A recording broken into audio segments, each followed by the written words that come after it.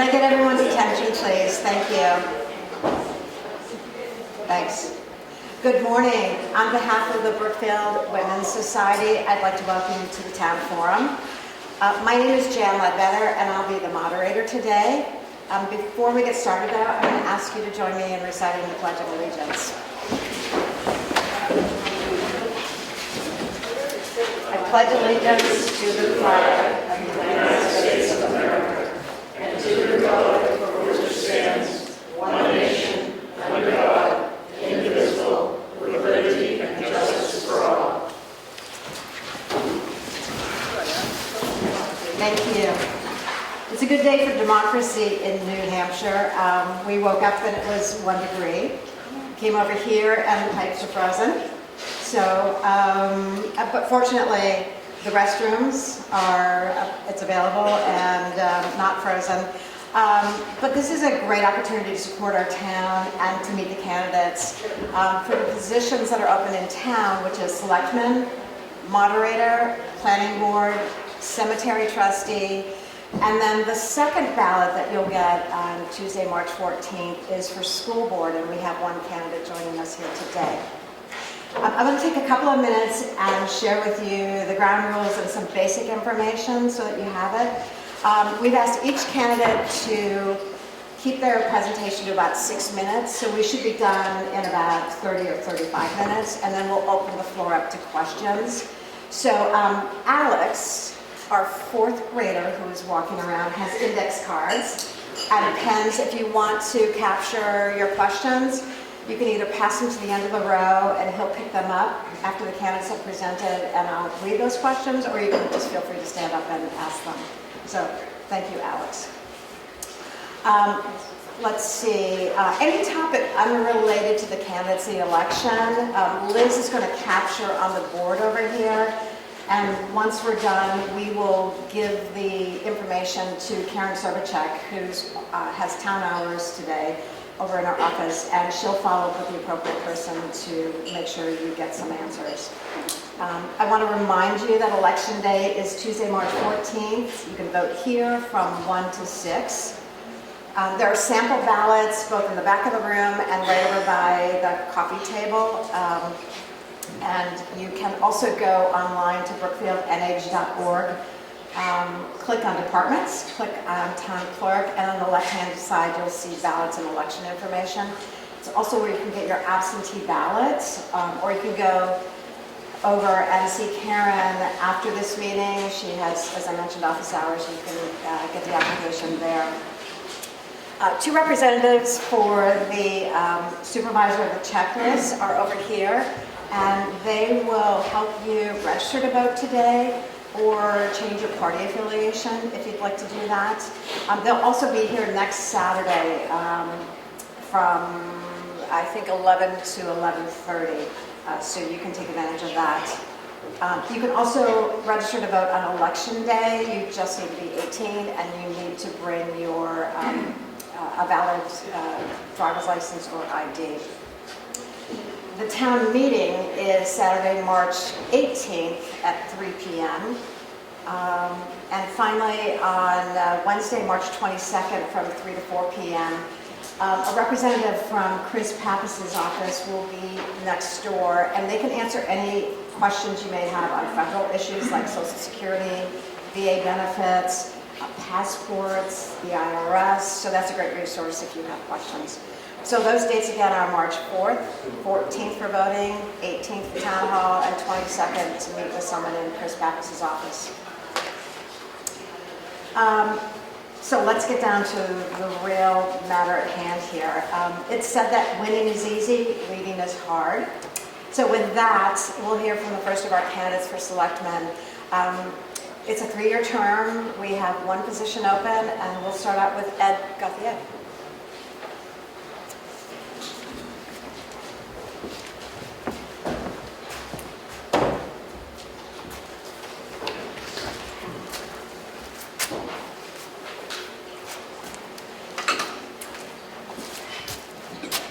Thank you, Jan, and thank you to the Brookfield Women's Society for sponsoring this, and thank you all for coming to see who we are and what we're about. Ed Gothier. I'm a native son of New Hampshire, born in Epping. I graduated from UNH, and I had a career of 40-plus years working at the Seabrook nuclear plant in construction all the way through operations. In my career, I was in the operations department, and I was responsible for planning and scheduling all the work that had to be done to maintain that plant while it was online, as well as during the refueling. We took it down every 18 months to refuel and do maintenance on those primary systems. So it was a very long and very good career. It taught me a lot of values that I have today, and it raised my family, a roof over my head. I got married in the early 80s, 1983, to my beautiful wife, Terry.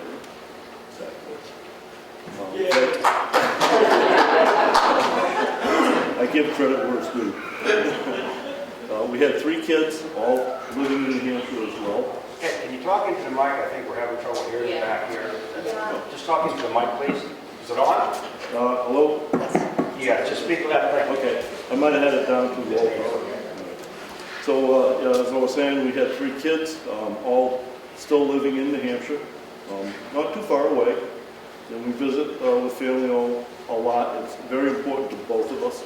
We have 7 grandchildren, and I retired 2 years ago and moved to Brookfield. It's a beautiful town. We searched for a long time, knowing that we were going to retire, and we wanted a place that was quaint and comfortable, where we liked the people, and that's what we found right here in Brookfield. It's absolutely beautiful. We love this town. And the reason why I'm up here right now is so that I can take all of that knowledge and all the skill sets that I've learned over the years and help this community to keep it what it is. This Brookfield embodies the motto of New Hampshire, live free or die. And I'm all on board with that. It's a great place.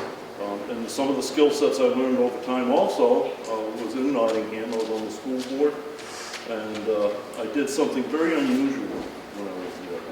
In the 3rd term, my 3rd year of my term, I actually brought forth a budget to the town that was less than the year before. You don't see that happen very often.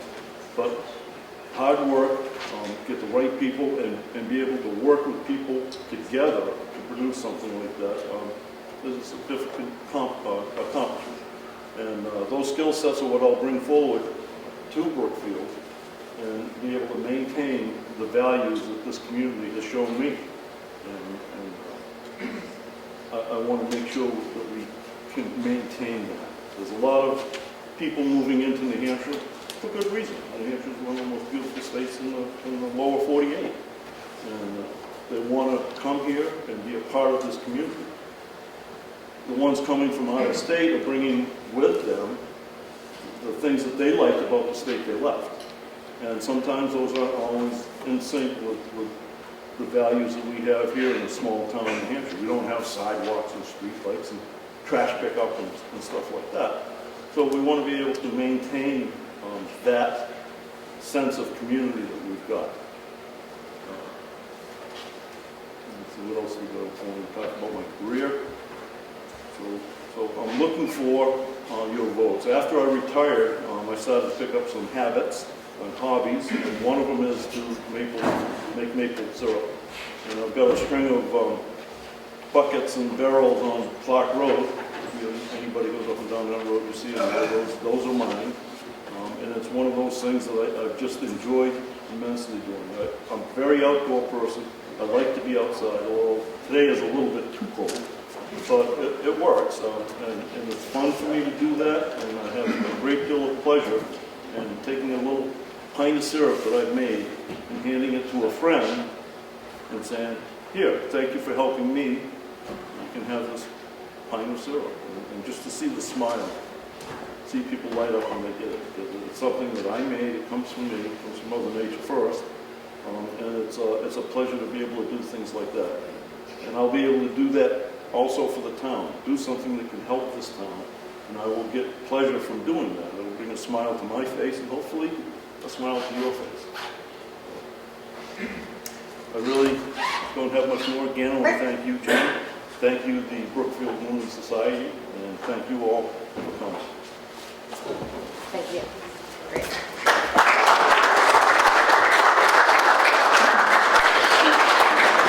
Thank you. And next up, Bill Masson.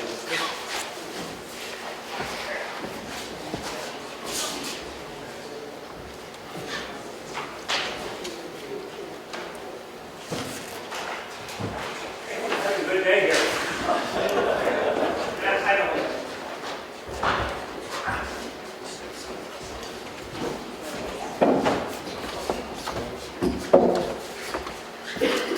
Wow, it's hard to follow that.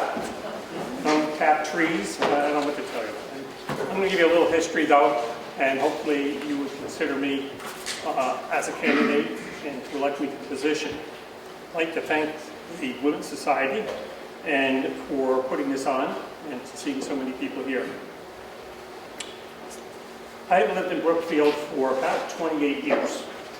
Grew up in New Jersey, moved to Vermont shortly after being married, and we lived in Vermont a number of years up in the Canadian border, and then a job opportunity became available to come over to New Hampshire. And as such, we moved to New Hampshire, 35 years ago. While in New Hampshire and also in in Vermont, I was in the education field. Most of that being here in New Hampshire. I have been principal in Freedom. I went to the administrative level, and I wanted to get back to the classroom. In the last 10 years, I've been a special ed teacher down at the Rochester Middle School. So 39 years at all, 39 years counts for my time prior to retirement. I've always been interested in getting into positions, I don't want to say political in town, but to get involved with the community. Somebody's knocking at the door. I was a selectman for 15 years here in Brookfield. I enjoyed all the 15 years, and I decided to, and also became a state rep, and I felt I was unable to do both at the same time because of the hours of state rep. In my 10 years as state rep, I've enjoyed it. I decided not to run this year because of the traveling to get there and sometimes the long hours and crazy days they had. One example, one morning I went to 4 o'clock in the morning. So it can get crazy. So I promised my wife I would slow down a little bit, and I was very interested in getting back into town and providing my 2 cents worth to the town and help run it for the next 3 years. I have that. I forgot to introduce my wife. I don't know where she went to. Joan, where are you? Oh, I missed you. That's my wife, Joan. We have been married 54 years. We have 4 children. The 4 children, 2 live in Vermont, 2 live here in New Hampshire, and we have 4 grandchildren. Now, getting down to the issues. The budget is always an issue. We have high taxes, let's face it. There's no way of getting around it. One part of it is the school district. The other part is the town. And most of the town things we really have no control over. The big ticket items. Police, fire department, ambulance service. All those things we could go on our own, but it would cost us 3 times as much to provide those services. So realistically, we can't do it. The other things I think the town has kept and you folks as approving budgets have done a pretty darn good job of keeping things the best they could. Now we can't control certain parts of it. You know, electric goes up and everything else that goes up, but we have, and I commend the selectmen for keeping control of the budget the best they can, and for you, the folks voting for the budgets. Let's see, what else can I say? Legislature, that, my background, teaching, and one of the things that I've done is I've enjoyed working with people in a variety of things. Here in town, under Brad, I'm still the director assistant for emergency management, and I've remained in that position. My hobby is ham radio, and I've been involved in different things over my years that I've been here. And in case you question, I need this little cane only to steady myself under certain circumstances. So I never use it at home, but I figured this step's here, I better use it. So I look forward to any questions you have at the end, and I'd like to obviously ask for you to consider me as a selectman. And nothing against my opponents, but I hope you can consider me for that position. Thank you.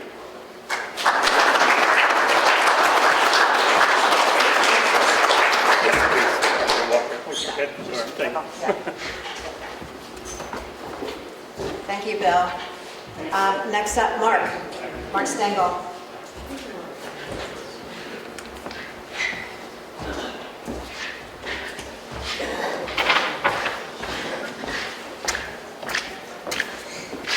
Hi, I'm Mark Stengel. I've been in town for about 33 years now, and I want to thank Chan and everyone involved in getting all these people together for the little orientation.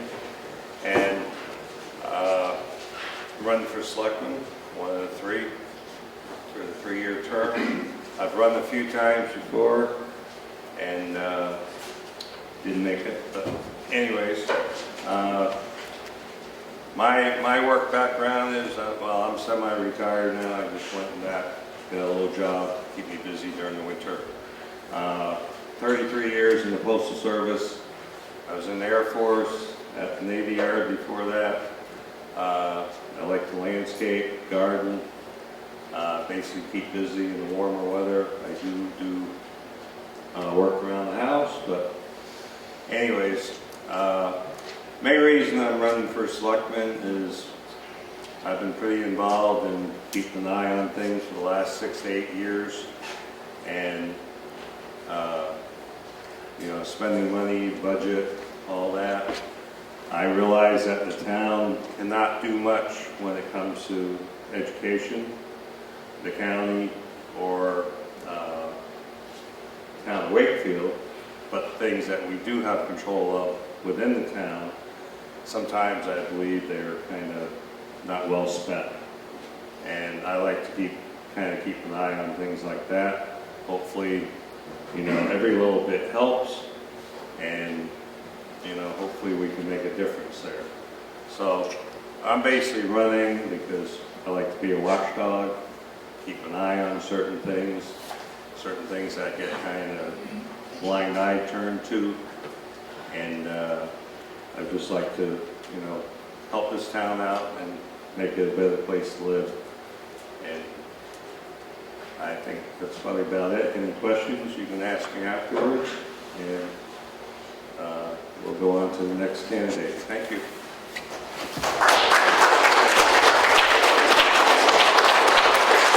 Next up is for moderator, Jim Collins.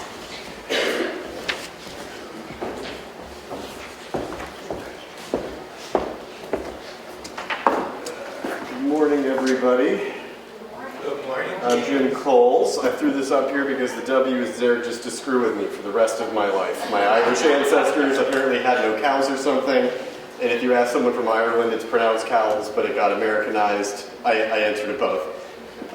My wife Nicole and I have lived in in Brookfield for 11 years. We worked in Wolfboro at Walker and Varney. I started as a public defender straight out of school. We met at Vermont Law School. I had every intention of focusing on environmental law. It's one of the best environmental law schools in the country. I then got hired at the public defender's office at the height of you have no business going to law school because nowhere is hiring and the economy is terrible. So being fortunate to have a job before I graduated, I jumped at it, and they said, pick 3 offices that you might want to work at. So I figured Nicole would end up at some big law firm in Boston that she hated, so I was like, okay, Dover, Stratham, and then I kept looking at the list, and I was like, Laconia, that's great, I can stay at my family's cabin in Guilford for 2 months until we have to close it up for winter, that'll be fun. And from talking to the people that were running the program, they were like, someone wrote Laconia. It was the 3rd choice that I had up there, but they were like, nope, you're going to Laconia. Nicole started at Walker and Varney, and not long after, I ended up there too, and I've now been there for over a decade. I'm a general practitioner. It's easier to just say I don't do employment law and I don't do bankruptcy. Other than that, I probably do it, and I usually have better stories than everybody else at the office because I'm the only one there that does any criminal-related work or civil rights-related work. So I'm often meeting people either on the worst day that they've ever had or one of the more memorable days that they've ever had. Something I enjoy very much, and I'm very busy, and how I ended up as our current moderator was because I was asked to do it. My original reaction was, I am way too busy with work, Ginny, I can't do this. Which that didn't work, and then after being asked a few more times, I decided, as is usually the case with my life, which is I step up when people ask me to do something. And I can tell you that from doing my first primary and my first election, I very much enjoyed it. It was great. It was a nice way to meet everybody in town, even if it's just for 2 seconds as you're handing me a ballot. But I have enjoyed it very, very much. And I hope that everybody will give me an opportunity to finish out the rest of my term. And I guess why I'm running, or why I said yes in the first place, I've always been interested in getting into public service. I don't know if I'll ever actually run for a larger office than this, but it's something that I've considered my entire life. My background at UNH was in environmental conservation. I worked for a public health group after that, which involved some lobbying, and I got to know people at state houses in Connecticut, Massachusetts, and very little bit in New Hampshire. And I really loved the process, and after getting an opportunity to be moderator for this first year, I just really loved how active this entire town is, and the amount of turnout that we had too, and the amount of people that came out here today to come listen to us, considering how small our town is great, and I think it's just an indication of why New Hampshire is such a great place to run for office, and it's because the electorate is so interested and invested in actually getting to know the candidates, and I'm looking forward to answering any questions that you guys might have later. But the way that I look at the moderator role really has nothing to do with my personal opinions about anything. It's like my job is just to make sure that the meeting runs as smoothly as possible, that everybody is heard, and it's your meeting, not my meeting.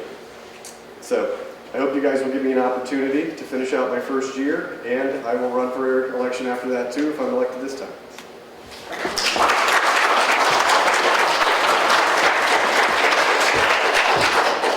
Okay, next up is Planning Board. It's a 3-year term. And I have a statement from Ed Ingalls. He's working at a race at Abenaki today. And so he provided this information for me. Hi, my name is Ed Ingalls. I'm running for Planning Board as I believe Brookfield is a special community and would like to see it stay that way for future generations. We are uniquely positioned with Wakefield resources and access to Wolfboro education. Despite the lack of a commercial tax base, this is the element that helps Brookfield maintain its relatively rural culture and character. I've been attending planning board meetings for about 1.5 years and have been an alternate voting member for a number of recent meetings. My view is that we should fairly apply the existing ordinances with allowance for special circumstances consistent with state regulations and curbing unnecessary government overreach. My wife and I have owned property in Brookfield for nearly 30 years, built a year-round home 20 years ago, and moved here full-time in 2019. We enjoy the open space, the lakes, and numerous walking trails nearby. I would appreciate you considering a vote for me. Thank you. And his wife, Meg, is right here. Next up is another statement from a candidate, and this is from Bertie Holland. She's also working the ski race today over at Abenaki, and she's running for cemetery trustee. My name is Roberta Bertie Holland. My family has owned property in Brookfield since 1941. I've spent every summer here as a child and became a full-time resident in 2008. As background, I was the customer service and sports director at Pat's Peak in Henniker, New Hampshire for over 36 years, where we ran the Learn to Ski and Ride program for over 8,500 children in a 5-week program. I was also responsible for daycare, lost and found, high school, and corporate racing. I'm now teaching the Learn to Ski for 5 to 7-year-olds at Abenaki Ski Area in Wolfboro. I've been a ballot clerk and a ballot counter for the town of Brookfield and have been serving as an elected cemetery trustee for the last 6 years. I am running again for cemetery trustee because I believe Brookfield is a special community Working as a trustee has given me a stronger sense of the historic value of all of the graveyards in Brookfield and their preservation. Working under Craig Evans' stewardship has increased my understanding of all of the responsibilities of a cemetery trustee. Serving as a trustee, I've been an integral part of the maintenance of the historic town cemetery and the development of the Veterans Monument section of the new town cemetery. We are also currently working on the landscape restoration of the new cemetery. As trustees, we create a budget every year, prepare the deed plots for interment, are responsible for the maintenance of both the cemeteries, and help maintain the graveyard that have trust funds. We also work with trustees of the trust funds because they're responsible for holding the principle of the perpetual care of the graveyard trust funds. It's been a pleasure to be part of our town's inner workings, and I hope to continue my role in this endeavor in the future. I would appreciate you considering a vote for me. Thank you. Next up is, so now we get to the second ballot portion, and that is for the Governor Wentworth Regional School District. School board member, and that's Mary Schillerup. If you haven't seen, right next door you can get a copy of the annual report for the school board, and the warrant articles are in the back. They're worth a read. But I'd like to invite Mary to come on up.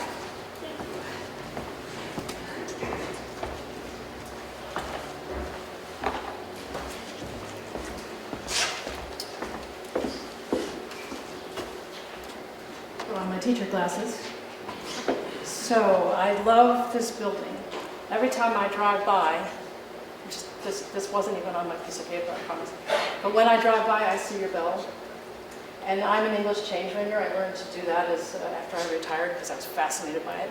And English change ringers, if you're familiar with it, it's actually in a tower, and there's generally 8 to 12 ringers. Everybody has a rope, and you pull the rope in a series of, well, you can just do it 1, 2, 3, 4, 5, 6, 7, 8. And it gets way more complicated. And as everything I've dabbled in in retirement, I don't have time for way more complicated. So it's really hard to walk by that rope and not pull it. So, but I admire that it's there. I admire this building. We just live about 7 minutes down the road, so we're kind of Brookfield adjacent. All right, now to my script, and I'll stick to it because as a teacher, we're very spontaneous because we have to respond to the thing as it happens, and there's no script for that. So I have a tendency to, well, not wander, but anyway, thank you, Brookfield townspeople and Brookfield Women's Society. I met Jan just, what, a week ago? A couple weeks. Yeah, yes. So what a great community. Appreciate everything here and appreciate this moment. I am a resident of Wolfboro, and I'm pleased to share why I'm running for this at-large seat, so I'm understanding that it's not just Wolfboro, but the districts within that, and I actually prefer that. When I'm introduced, the Schillerup name sometimes throws people. I'll get this little cock-headed, like, oh, that sounds familiar, and then I just go to the fact that I'm Ruth's daughter. So now that we're live, I'm going to say, hi, Mom. My family's been in this area since the 20s. That's the 1920s. My father's work, we moved around about every 4 years, but always, like so many folks around here. We came for the summer to spend the summer with our grandparents. Very simply, no TV, all those things. My 3 brothers and parents settled here permanently in the 70s, and when I retired from teaching, I moved back home. These families include the Prays, so when you see my ballot, it'll say Mary Pray Schillerup. I'm very proud of that name. I was named after my great-grandmother, Mary Adeline Pray. She was actually, her mother was a Goldthwaite. Her daughter married, then she married a Lang, and her daughter married Porter, and then my mother just went totally rogue and married a Schillerup. I'm running because of my experience as a public school teacher. I have a bachelor's degree in sociology. I'm licensed in grades 4 through 9. I'm certified also in the academically and intellectually gifted education K-12, but most of my career I taught 5th grade. I have a master's degree also. You just have to keep learning when you're a teacher, and that's a good thing. My tenure with Asheville City Public Schools in North Carolina included Math, Science, and Technology, a year-round school, and a NASA Explorer School. I completed my career as the academically and intellectually gifted education coordinator K-12 for Asheville City Public Schools. But through the NASA Explore School program, which is a very competitive grant, and I was working at one particular school that did not have the resources that others did.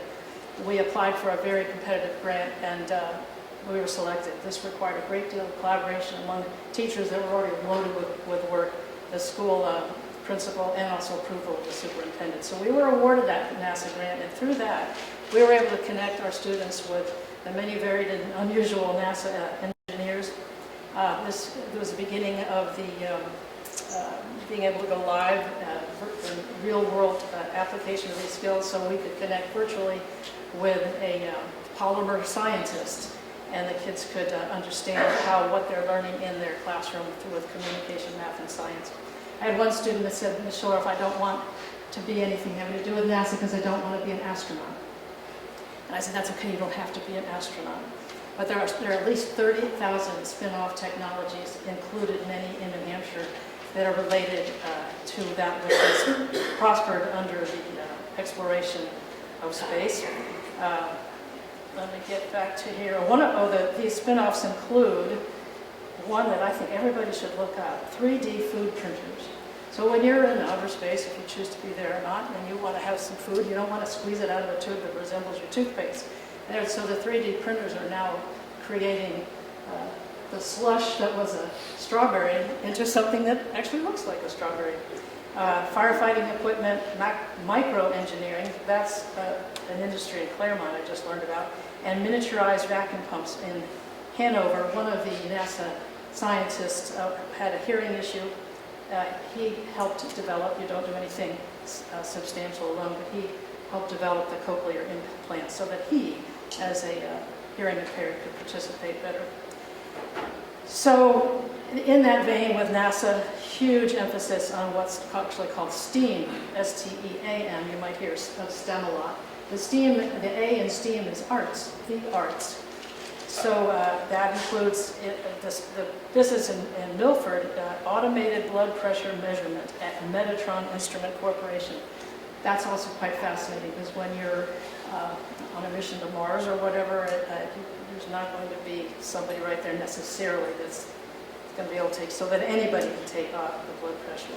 Simple little tiny applications. So I look for opportunities to integrate math, science, technology, engineering, and the arts into the state mandated curriculum, but content isn't everything. Process skills, to me, are the most important because they are portable. They're going to travel over time. They apply everywhere, and communication is a huge part of that, to include forming questions.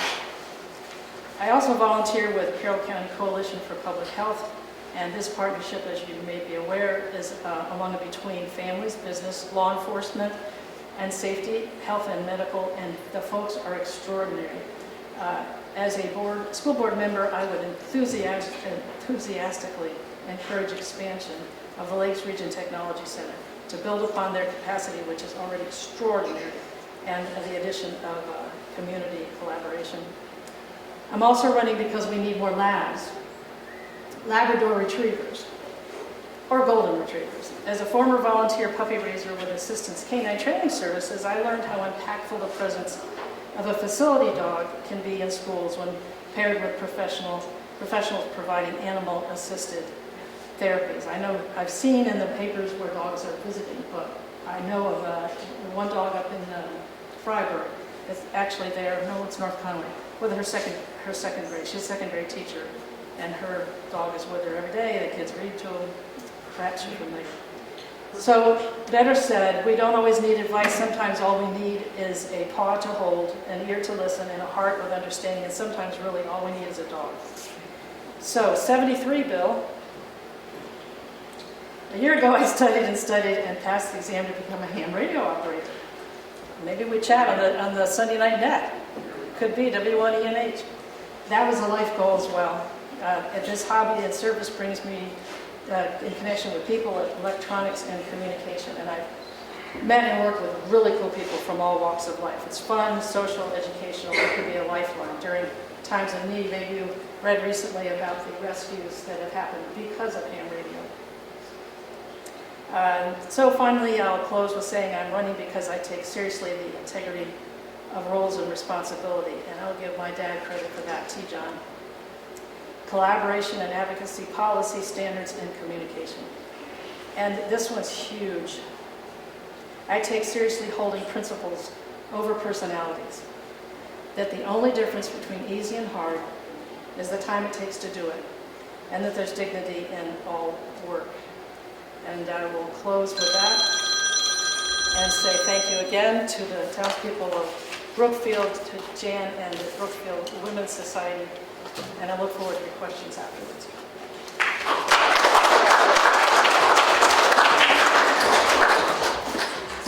Well, I think we just got a science class lesson right in there, inserted, which is great. And to know that we have 2 hammies right in town. Any other ham radio people? Okay. Now's your chance. Yeah, exactly. Okay, so that's candidates. Thank you very much. Do we have questions on the floor? Questions for any candidates? No? Nothing? Great, go ahead. Frank Frazier. I have a question for our school board candidate, and that is, and this is a perpetual question I've asked the school board multiple times and always been told no. Are you open to renegotiating the contract between the smaller towns and the bigger towns in the district? Because as most of you might know, right now our taxes are only based on 25% on equalization, and the rest is on students. And it's really unfair taxation, but the district is controlled by the voters in Wolfboro and Tuftonboro, which have a really good deal because they have huge equalization, all the houses on the big lake, and they don't have as many, they're bigger towns percentage-wise than as many kids. So the smaller towns, Brookfield, New Durham, etc., we wind up paying a lot of money. And 100% equalization, there's been a bill was introduced to the state a few years ago to for all of these joint, where there's multiple towns in a school district, to revisit all those old contracts. And it didn't go anywhere. It got tabled, got put in a desk drawer. So I just wondered what your position is on that contract, because it's our taxes, guys. It's most of our money. So all the time, everything and taxes, we're on a lake. We're on Lake Wentworth. 1926, my grandfather built a cottage that we live in now. It was a summer camp. I'm sure he's laughing like crazy. You live in that in the wintertime? Because we couldn't afford to keep it if we... So we get the whole tax thing. Totally get it. Your question is, would I be willing to renegotiate? Another science lesson. If you grow up, and I don't mean to be... I'm an elementary school teacher. Give me a break. So if you take a bean and plant it in the window in December, it'll grow, water it, do all the things you need to do, but it'll grow spindly, right? You try to plant it in your garden, it's going to fall over because of the reality of the environment. I'll just keep moving so you can't get me. So the reality of the environment is it wasn't built for it yet. So what the suggestion is, if you grow a bean seed in your classroom, is as it's growing, you just give it a little flip so it can respond, because it naturally would get wind and rain and all that in the environment. So I'm fully for any kind of, let's look at this again, let's look at this again, let's look at this again. I'm not for burning things down, because that disrespects everybody that's put an effort in, our ancestors upon whose shoulders we stand, to use an old adage, but it's a good one, isn't it? So the question, shall we revisit everything? We're constantly revisiting. And that's a good thing. You know, I'm surprised nobody asked me about vouchers. I was ready for the voucher thing. And that's the same thing, you know, are they for or against vouchers? It's all good. You know, we have to have participatory democracy. We have to look at all things all the time. And a scientific thing, or here we go again. Everything's true unless it's not. So in science, you're constantly testing. Is it still true? Is it still true? Is it still true? And as long as it's still true, it's not false. So, yes, why not? And with vouchers the same way. Yes, why not? But the state tells us what we're supposed to do. Because on Monday, parents are going to send their kids to school, and in the afternoon, They want their kids to come back. Taxes are not the first thing on the mind. But as representatives, sure, I'm all for it. Does that answer your question? I do have more I can answer. I am a prepared educator. Any other questions? If not, one last, okay, if not, I'd like to close out and thank all of you for coming today. I'd like to thank the candidates because this is a great opportunity for us to get a better understanding and just put a face with a name. So good luck to you, and we really appreciate you coming this morning. I'd like to thank the volunteers who helped make everything happen this morning.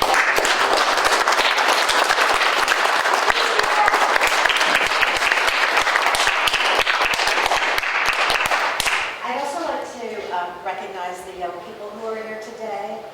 Participating in democracy on the local level is really important. So thank you to Alex and Abby. Is that Catherine back there? Yes, thank you.